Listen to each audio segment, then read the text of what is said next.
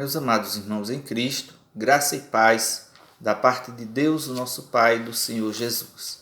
Gostaria de trazer para você uma reflexão na palavra de Deus, no texto que está no livro do profeta Isaías, no capítulo 5, versículos de 1 a 7, que diz assim: Agora cantarei ao meu amado o cântico do meu amado a respeito da sua vinha.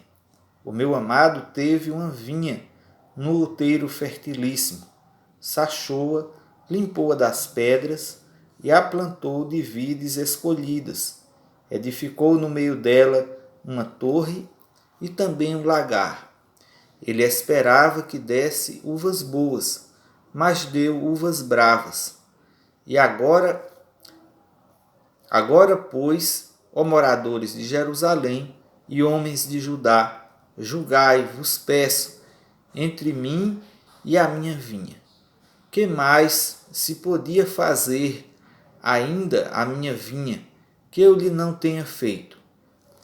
E como esperando eu que desse uvas boas, veio a produzir uvas bravas. Agora, pois, vos farei saber o que pretendo fazer à minha vinha. Tirarei a sua sebe, para que a vinha sirva de pasto. Derribarei o seu muro, para que seja pisada. Torná-la-ei em deserto. Não será podada nem sachada, mas crescerão nela espinheiros e abrolhos. As nuvens darei ordem que não derramem chuva sobre ela, porque a vinha do Senhor dos Exércitos é a casa de Israel, e os homens de Judá são a planta dileta do Senhor. Ele desejou que exercessem juízo, e eis aí quebrantamento da lei, justiça, e eis aí clamor. Meus irmãos, meus amigos, quando um agricultor planta a sua roça, ele espera ter uma boa colheita. E para tanto ele prepara a terra, lança a semente e trabalha arduamente. Então, investindo tempo, esforço e recursos. Caso não haja os resultados esperados, ele para de investir naquela terra. Da mesma forma, meus irmãos, Deus age em relação ao seu povo. Esse texto consta de um pequeno cântico de amor que revela o investimento de Deus no povo de Israel e a ingratidão daquele povo para com ele. O proprietário representa Deus e a vinha representa o povo de Israel. Então queremos falar para você, prezado amigo ouvinte, sobre verdades acerca do relacionamento entre Deus e seu povo. A primeira verdade que esse texto nos mostra é que Deus tem abençoado o seu povo. O texto diz que Deus plantou a vinha no outeiro fertilíssimo, ou seja, Deus tirou o povo da escravidão do Egito e o trouxe para a terra de Canaã, uma terra que manava leite e mel. O texto diz que Deus sachou-a, ou seja, removeu as ervas daninhas que poderiam prejudicar, o crescimento, o desenvolvimento daquela vinha. Isto significa que Deus expulsou as nações pagãs e corruptas daquela terra para que o povo não fosse contaminado por aquelas nações pecadoras e malignas. Deus limpou das pedras, removeu as maldições e todos os embaraços. Deus plantou vides escolhidas, ou seja, dentre todas as nações, ele escolheu a Israel para ser o seu povo particular, ou seja, uma nação, vamos dizer assim, selecionada por Deus, os descendentes de Abraão, de Isaque e de Jacó. E o texto diz também que Deus edificou uma torre. A torre era construída no meio da vinha, para que ali ficasse uma pessoa vigiando para não deixar que os ladrões roubassem ou que animais intrusos entrassem ali naquela vinha e causassem algum dano. Então, a torre era o símbolo da proteção de Deus. e Deus protegeu o seu povo, não permitiu que as nações destruíssem a sua herança.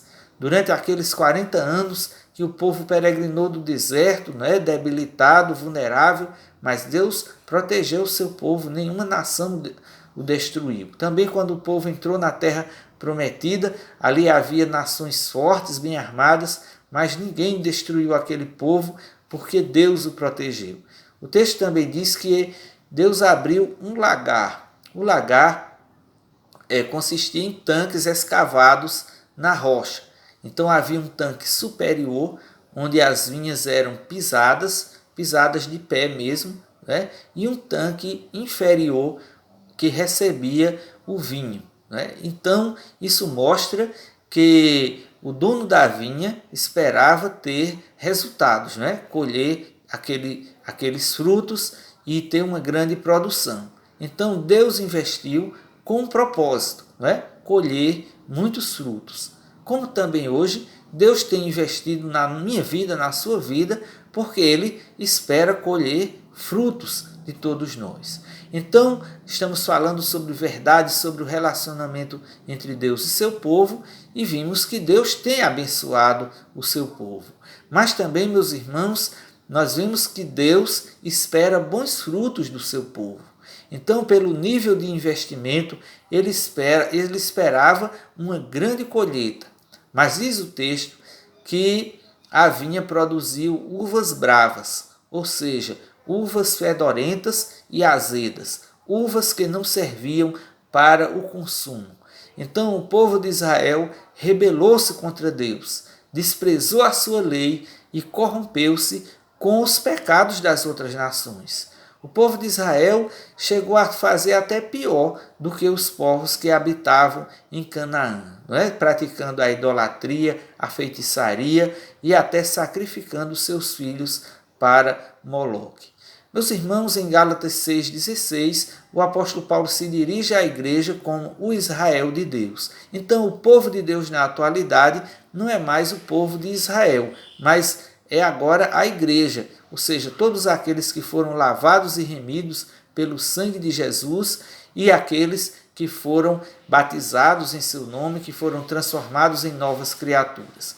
E Deus nos libertou do império das trevas, do reino de Satanás e nos transportou para o reino do Filho do seu amor.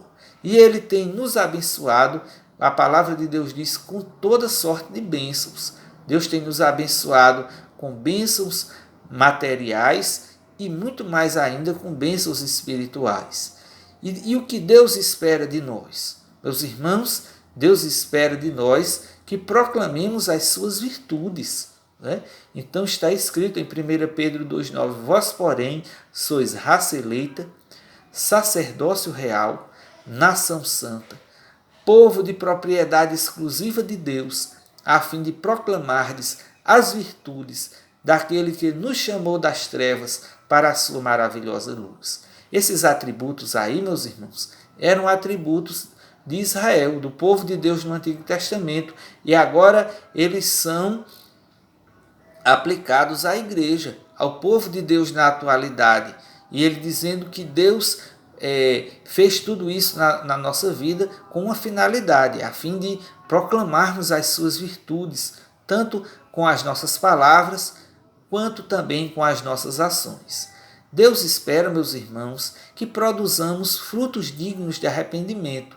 Foi isso que João Batista disse para as pessoas que estavam indo se batizar sem conversão. E João foi muito duro com aquelas pessoas, dizendo: raça de víboras, quem vos induziu a fugir da ira vindoura? Produzi, pois, fruto digno de arrependimento. E não comeceis a dizer entre vós mesmos: tendes por pai Abraão, porque eu vos declaro que destas pedras Deus pode suscitar filhos a Abraão. Em outras palavras, João estava dizendo: de nada adianta se batizar, e não produzir frutos. O batismo em si não vai trazer salvação para vocês. Vocês precisam viver uma vida digna, produzir frutos que comprovem o seu arrependimento.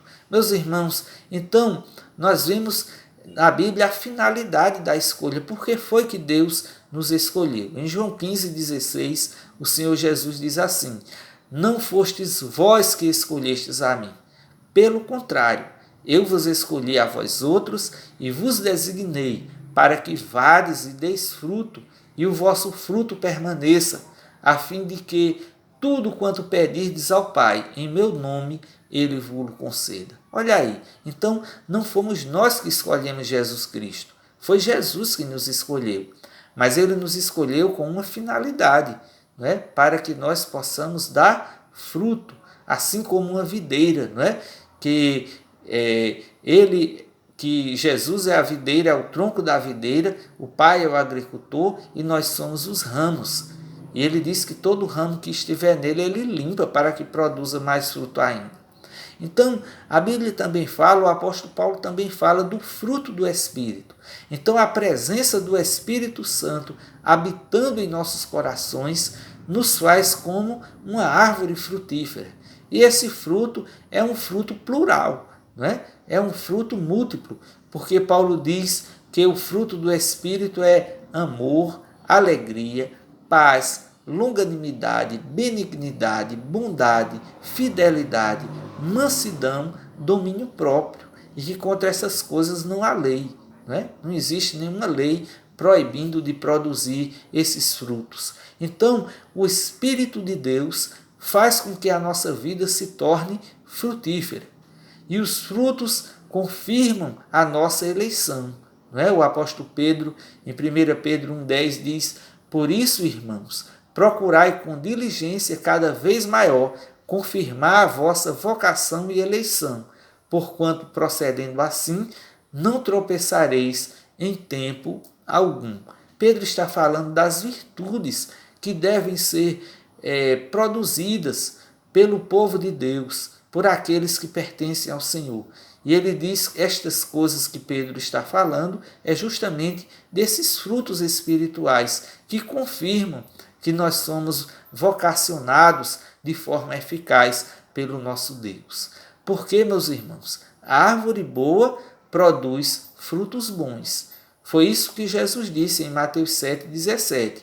Assim toda árvore boa produz frutos bons, porém a árvore má produz frutos maus.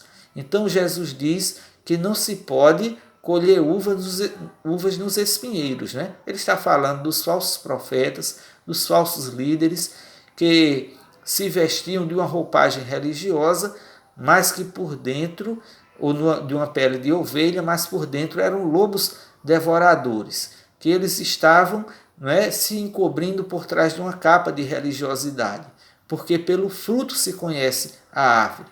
Não é o fato de uma pessoa estar na igreja e ser batizada que é um verdadeiro cristão, né? É preciso produzir frutos, porque aquele que pratica o bem procede de Deus, e aquele que pratica o mal, meus irmãos, ele jamais viu a Deus. Então, a pergunta é: que frutos nós temos produzido? Que fruto você tem produzido? Meus irmãos, então, verdades sobre o relacionamento de Deus com o seu povo. E a terceira verdade que o texto mostra é que Deus pune a desobediência do seu povo.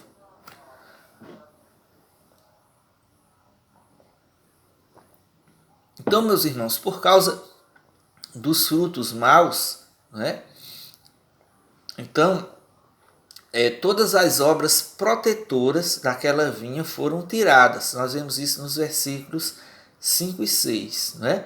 Então, assim, qualquer saqueador atacaria aquela propriedade. Então, Deus disse que iria tirar a sebe, ou seja, a cerca, e a videira ficaria no chão para ser pisada pelos animais. Né? Deus disse também que iria derrubar a torre para não ter mais quem protegesse a vinha, né? E assim ela ficaria vulnerável. Meus irmãos, os babilônios cuidaram, né, para que isso acontecesse. Eles invadiram Jerusalém, eles incendiaram a cidade, derribaram o templo, né, levaram o povo cativo. Não é pelo fato de que eles eram mais poderosos, né? mas porque o Senhor entregou o seu povo nas mãos dos caldeus. O Senhor retirou a sua proteção. Nós vemos que em outras ocasiões, nações poderosas como a Assíria, no tempo de Senaqueribe, tentou invadir Jerusalém e Deus mandou só um anjo e o anjo matou todo o exército de Senaqueribe e ele voltou envergonhado para a sua terra. Então, meus irmãos, mas naquela ocasião, Deus permitiu que Nabucodonosor invadisse Jerusalém. A cidade foi queimada, o templo destruído e o povo levado cativo. Em um só dia, o povo perdeu a terra, o templo, o rei e a liberdade. Se o povo, meus irmãos, tivesse dado ouvidos à voz de Deus, a história seria outra. Eu gostaria de mostrar aqui alguns textos da Bíblia que comprovam esta verdade. Em Isaías 1, 19 e 20, o Senhor Deus disse ao seu povo: se quiserdes e me ouvirdes, comereis o melhor desta terra. Mas se recusardes e fordes rebeldes, sereis devorados à espada, porque a boca do Senhor o disse. Olha aí, não é? Muitos anos antes, Deus já havia advertido, alertado o seu povo: se vocês derem ouvidos à minha voz, vocês vão comer o melhor desta terra, vocês não vão ser levados para o cativeiro, vocês não vão ser expostos à vergonha, à escravidão. Mas eles não ouviram o Senhor.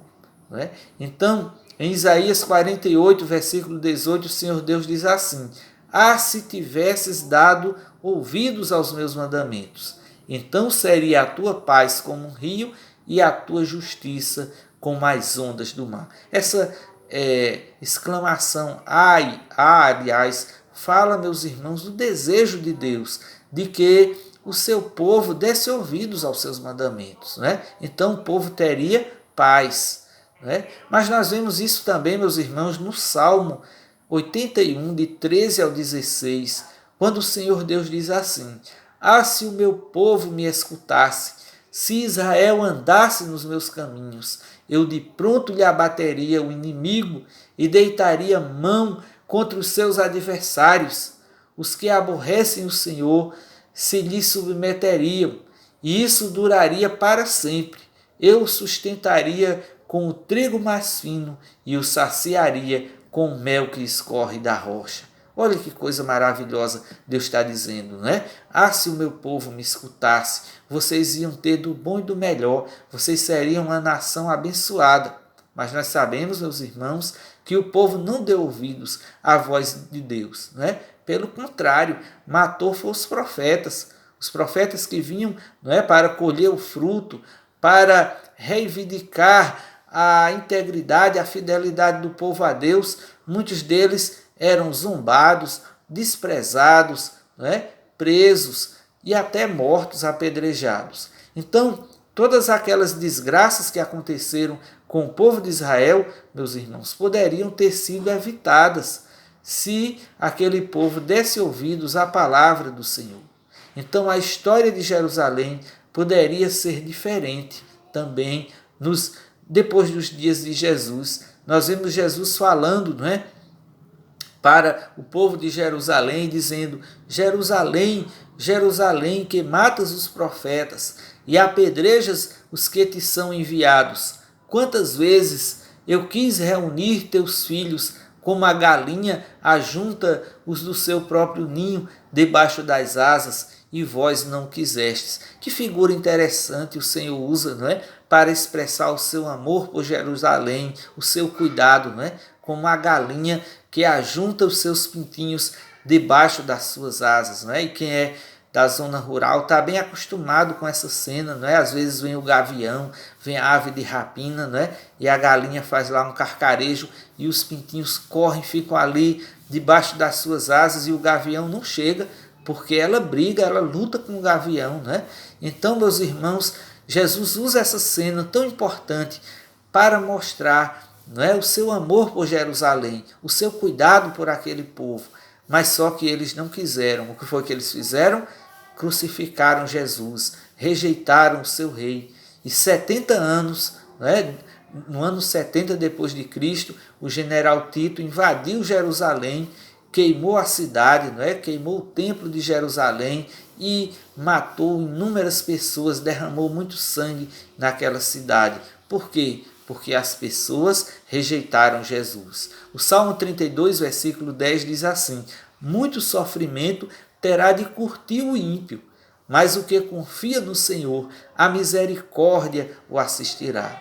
Então o ímpio é aquele que despreza a palavra de Deus, é aquele que se rebela contra a vontade do Senhor. Ele vai curtir muito sofrimento, tanto na carne quanto no espírito.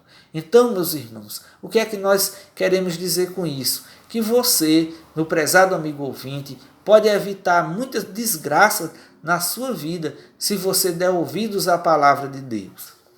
Não é? O simples fato de você dar ouvidos a essa palavra, não é? Vai fazer com que você evite muitas desgraças na sua vida. Então o juízo de Deus vem sobre as pessoas desobedientes. Não é? Muitas vezes se tem pregado uma mensagem por aí açucarada, não é? De um evangelho muito light, vamos dizer assim, né? Que Deus não castiga ninguém, Deus não amaldiçoa ninguém, Deus é amor, não é? Claro, Deus é amor, mas Deus também é justo, Deus também, né, fica irado contra o pecado. E nós vimos na Bíblia desde o princípio, né? Desde de Gênesis 3, que nós vemos diversas manifestações da ira de Deus, da justiça de Deus contra o pecado.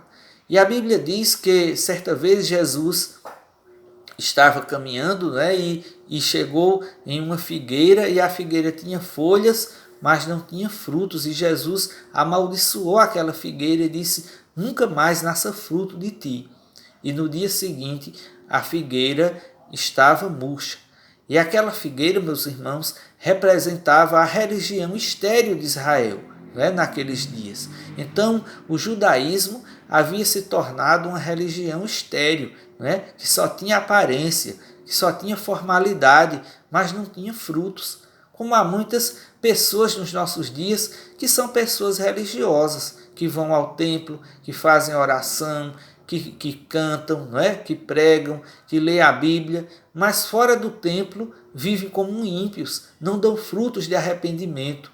Meus irmãos, e outra parábola interessante que Jesus contou, né, que o viticultor, que um certo homem, aliás, tinha uma figueira na sua vinha. Né? A vinha é plantação de uvas, mas nasceu uma figueira ali, e a figueira já estava no tempo de produzir frutos, mas não produzia. Era uma figueira estéril. E aí o dono da vinha disse assim: pode cortá-la, porque ela está ocupando inutilmente o terreno. E o viticultor então disse: deixa eu escavar ao redor, colocar estrume, e pode ser que ela venha produzir frutos. Se ela produzir, bem está, e se não, pode cortá-la. E aqui está a intercessão de Cristo. Né? O viticultor representa o Senhor Jesus, que é o nosso intercessor, que muitas vezes a nossa vida está assim, estéril, né? E o Senhor esperando fruto, mas o viticultor está cuidando, está colocando estrumo, né? Está adubando a terra, está escavando ao redor, né? Cuidando da figueira para que ela produza frutos. Então esse texto, meus irmãos, ele não está falando de perder a salvação, mas ele está falando que Deus espera colher frutos daqueles que são seus, né? Do seu povo. Então, Jesus contou em João 15 a parábola da videira e dos ramos. E ele disse: eu sou a videira verdadeira, e meu pai é o agricultor. Todo ramo que estando em mim não der fruto, ele o corta, e todo que dá fruto limpa, para que produza mais fruto ainda.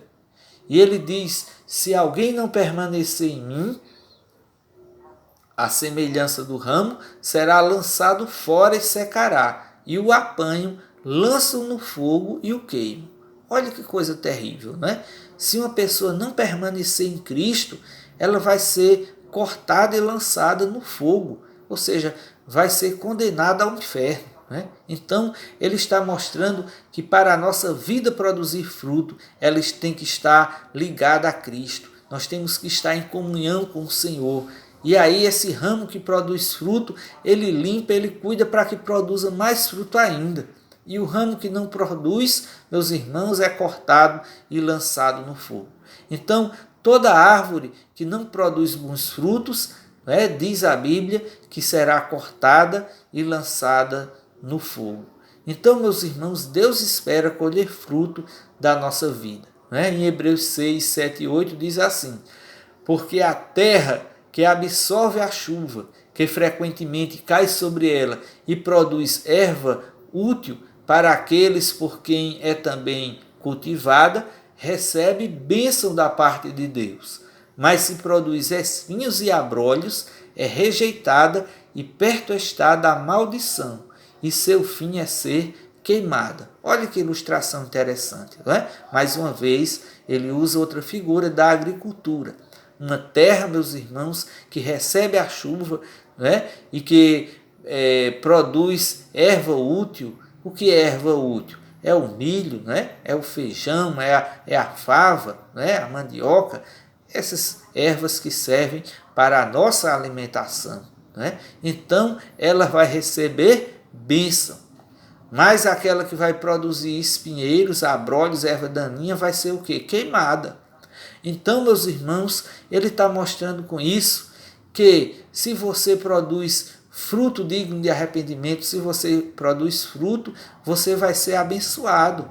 E se você produz fruto mau, vai ser amaldiçoado.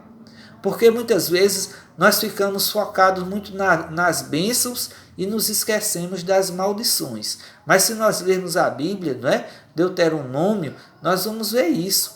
Bênção e maldição.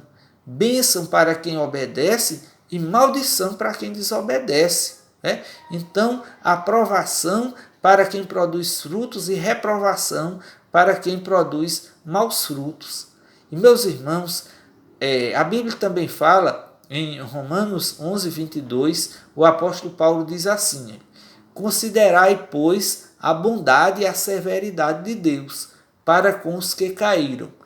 Severidade, mas para contigo a bondade de Deus, se nela permaneceres. Doutra sorte, também tu serás cortado. Paulo está agora se dirigindo aos gentios e comparando-os a uma oliveira que foi enxertada, uma oliveira brava, que foi enxertada no tronco de uma oliveira verdadeira. E aí ele está dizendo que os gentios não devem se gloriar, porque os judeus foram cortados para que eles fossem enxertados nesse tronco. Porque ele diz, se vocês não produzirem frutos, também serão cortados, também serão punidos. Então, a Bíblia diz que toda transgressão e desobediência recebeu o justo castigo. E aí a palavra de Deus diz assim: como escaparemos nós se negligenciarmos tão grande salvação? Pense nisso, meu irmão, minha irmã. Como é que nós vamos escapar se nós negligenciarmos tão grande salvação? Se nós vivermos produzindo frutos maus? Então, meus irmãos, concluindo estas palavras, queremos dizer o seguinte: que assim como Deus investiu no povo de Israel no passado, hoje Ele tem investido na sua igreja, nas nossas vidas, na minha vida, na sua vida. Assim como Deus esperava bons frutos de Israel, Ele também espera bons frutos de todos nós. Assim como Deus castigou a Israel, Ele também poderá nos castigar se produzirmos frutos amargos. Então, meus irmãos, que a história do povo de Israel sirva de exemplo para nós, que vivemos no presente tempo, a fim de produzirmos bons frutos para a honra e glória do nosso Deus. Que Deus nos abençoe para que estas palavras da parte de Deus permaneçam no nosso coração. Amém. Vamos orar. Nosso Deus e Pai que está nos céus, nos colocamos nas tuas mãos, Senhor. Tem misericórdia de nós, porque muitas vezes produzimos frutos maus, Senhor. Mas ajuda-nos, porque o nosso desejo é produzirmos frutos bons. Nós queremos ser, ó Deus, como uma árvore que produz frutos dignos, Senhor, que produz amor, alegria, paz, bondade, benignidade, longanimidade, mansidão, fidelidade, domínio próprio para que o Senhor se alegre conosco, Pai, que o Senhor se regozije com a nossa vida, porque o nosso desejo é te agradar, é fazer o melhor para ti. Abençoa cada um que está ouvindo a tua palavra, que cada um possa, ó Deus, se arrepender dos seus pecados e te buscar com mais intensidade e viver com mais integridade na tua presença. Em nome de Jesus. Amém.